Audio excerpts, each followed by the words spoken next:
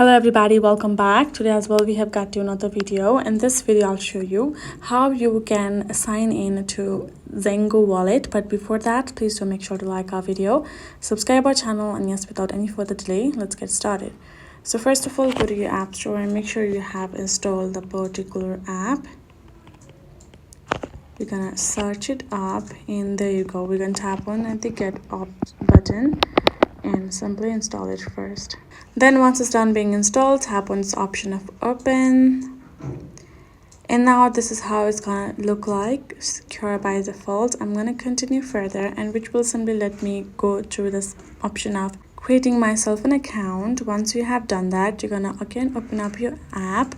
Once you've created yourself an account, and there you will simply have to provide your email or your wallet ID and then the password that you will create along the way while creating your account, and then you will add it, and then you will be able to log in right away on your Zango wallet. So that is how you can do it.